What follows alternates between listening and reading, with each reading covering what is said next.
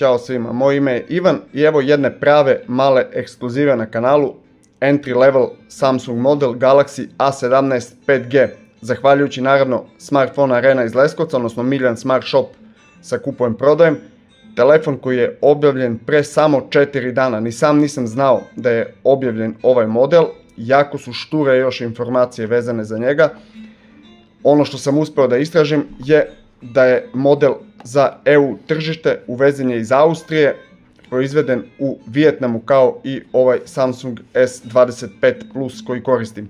Debljine svega 7,5 mm, ima 50 megapiksela kamera senzor sa optičkom stabilizacijom, uz njega ima još jedan 5 megapikselni ultra wide i 2 megapikselni makro senzor. Nigde nisu navedeni koji su senzori u pitanju. Obećano je čak 6 godina Android nadogradnji i ekran štiti Gorilla Glass Victus zaštitno staklo.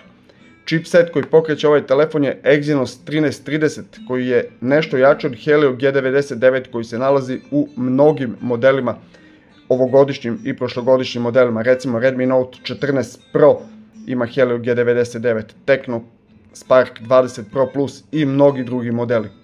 No krenimo redom da vidimo šta nam donosi kutija. Naravno nema punjača, pogotovo jer je za EU tržište.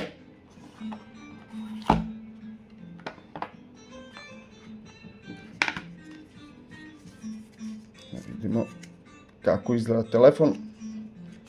Okvir telefona izrađen je od polikarbonata, gledat ću da ga što manje oštetim. Ovu foliju mislim. Okvir telefona izrađen od polikarbonata kao i poleđina, očekivano, ali Gorilla Glass Victus u ovoj cenovnoj kategoriji još nije viđeno, bar ne od strane Samsunga.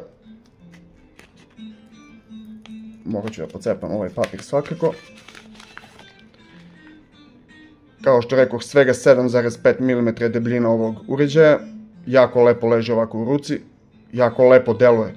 Evo ga da uporedimo ovako sa modelom S25 Plus. Vidjet ćemo sada kada uključimo da li ima nešto struje uopšte u njemu. Evo ima. Ostavit ćemo telefon na stranu da vidimo čega još ima u prodajnom pakovanju. Ove njihove kutije Samsungove su baš nezgodne.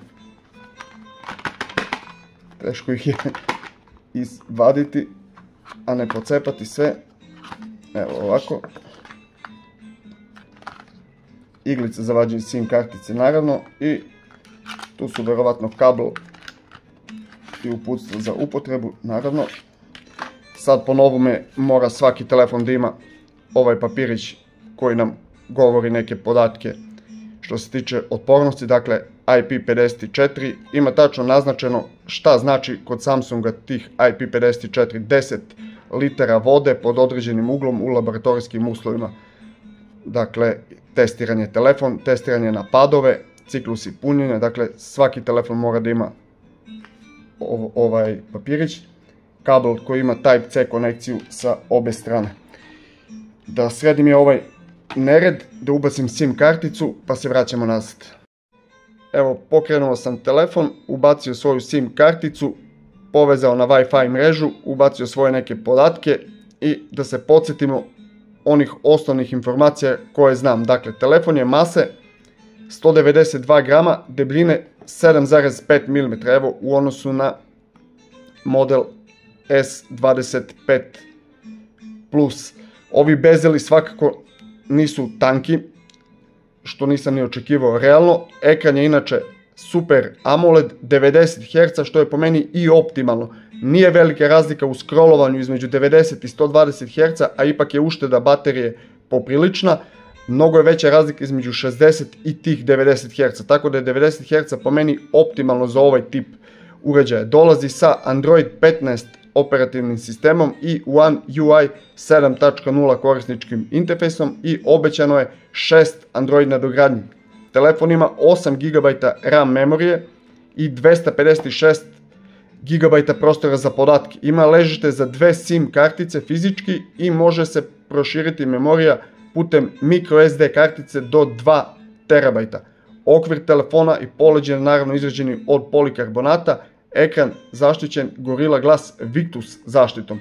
Posjeduje IP54 sertifikat otpornosti na vodu i prašinu. Baterije 5000 mAh. Vidjet ćemo kako će se pokazati ovaj telefon u svakodnevnom radu. Vi u sekciji za komentare napišite šta je ono što vas zanima da ja proverim i kako je vaše mišljenje generalno o ovom modelu. Cena za ovaj model je bila 230 €, ali ovo je bio samo jedan jedini neotpakovan model objavljen pre svega 4 dana. Kad bude stigao kod operatera, verovatno će cena na oglasima biti do 200 €, a kod operatera uz neki paket verovatno će cena biti simbolična. Mene lično zanima najviše kako se ovaj ekran vidi na suncu, kakva je autonomija, kakav je zvuk, da li može nesmetano da se koristi i u nekom bučnijem okruženju, za društvene mreže, za gledanje YouTube sadržaja, da li može da se napravi neka pristojna fotografija danju, noću i neki video zapis. Ukoliko sve to može, ja ću ovaj telefon svakako moći da preporučim i vama. Ukoliko nešto od toga ne bude mogo, ja ću vam to reći u recenziji. Opet kažem, pišite vaše mišljenje, postavite slobodno pitanje šta vas zanima. Mogao bi ovaj telefon biti odličan izbor za mnoge, posebno za neki rezervni telefon ili za telefon za naše roditelje ili naše mlađe ukućane.